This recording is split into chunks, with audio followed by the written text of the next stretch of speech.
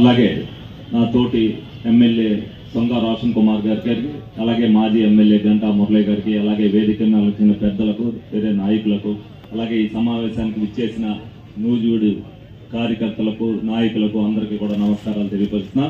అలాగే 43 నుండి 44 తెలుగుదేశం పార్టీ ఆవిర్భావ దినోత్సవ శుభాకాంక్షలు కూడా తెలియపరుస్తున్నాను. మరి ఆనాడు 82లో ఏదైతే మార్చి 29న మరి తెలుగుదేశం పార్టీని ప్రకటించి మరి రాష్ట్రానికి దిశ దశ నేర్పిన నాయకుడు తెలుగుదేశం పార్టీ నాయకులు అన్న నందమూరి తారక రామారావు.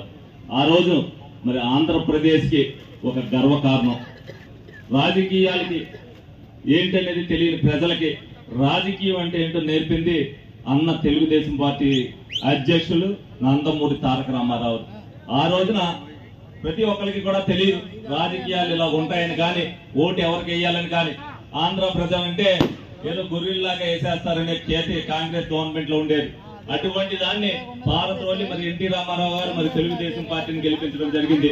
తర్వాత మరి ఏదైతే 83 తర్వాత నుంచి మరి ఆంధ్రప్రదేశ్ రాష్ట్ర దిశ మారిందో దాన్ని అభివృద్ధి పదంలో తీసుకెళ్ళడానికి మరి చంద్రబాబు నాయుడు గారు విశేష కృషి చేసి మరి ఆంధ్రప్రదేశ్ ని దేశవ్యాప్తంగా నెంబర్ 1 లోను, అలాగే ప్రపంచవ్యాప్తంగా గుర్తు తెచ్చే పరిస్థితుల్లో మరి ఏదైతే మళ్ళీ మనం అందరం కూడా ఊహించినటువంటి పరిణామం ఒకటి జరిగింది. మరి అందరం కూడా తెలుగుదేశం పార్టీ ఓడిపోయిన తర్వాత నిరుత్సాహంతో మనం అందరం కూడా ఉన్నాం.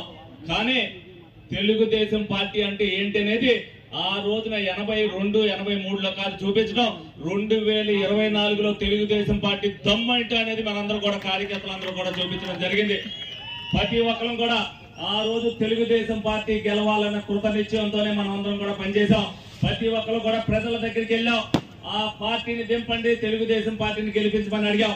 కొంతమంది కార్యకర్త సోదరులు అనుకోవచ్చు, మనం ప్రజలకి మేలు చేస్తామనే ముందు మనం అన్నాం కాబట్టి ఫస్ట్ సంవత్సరం మనం చేయవలసిన మొదటి బాధ్యత ప్రజలకే కాబట్టి ఆ ప్రజలకి చేసి చూపిస్తున్నారు. తర్వాత కార్యకర్తలకు జరగవలసిన న్యాయాన్ని మన పల్లా శ్రీనివాసరావు గారి ఇక్కడ నుంచి తీసుకుంటారని మీ అందరికి కూడా చెప్పడం జరుగుతుంది. మరి 24/7 డాక్టర్ గారు దొరుకుతారో లేదో తెలియదు కానీ మన అన్న పల్లా శ్రీనివాసరావు గారిని 24 గంటలు మన అందరికి కూడా అందుబాటులో ఉండడం జరుగుతుంది. అలాగే ఏదైతే నూజివీడు మామిడికి ప్రసిద్ధి, మరి ఈ రోజున ఆవిర్భావం దినోత్సవం సందర్భంగా మరి నూజివీడులో ఈ సభ పెట్టి మరి తెలుగుదేశం పార్టీ నూజివీడు రసాలు ఎలాగుంటాయో తెలుగుదేశం పార్టీ కూడా అలాగే ఉంటుందని నిరూపించిన పార్థసారథి గారికి ధన్యవాదాలు తెలియపరుస్తున్నా. అలాగే సమర్థతకి మారిపోయిన మన పార్థసారథి గారు. ఎందుకంటే వర్క్ ఏదన్నా సరే ఒక ఎమ్మెల్యే చెప్పారంటే ఫోన్ తీసుకోవటం, దాన్ని ఫాలో అప్ చేయడంలో మరి పార్థసారథి గారికి ఉన్న అనుభవం అటువంటిది. తప్పనిసరిగా అటువంటి పార్థసారథి గారు నూజివీడు నుంచి మాకు అందించినట్టు మీ అందరికీ కూడా ధన్యవాదాలు తెలుపుకుంటున్నా.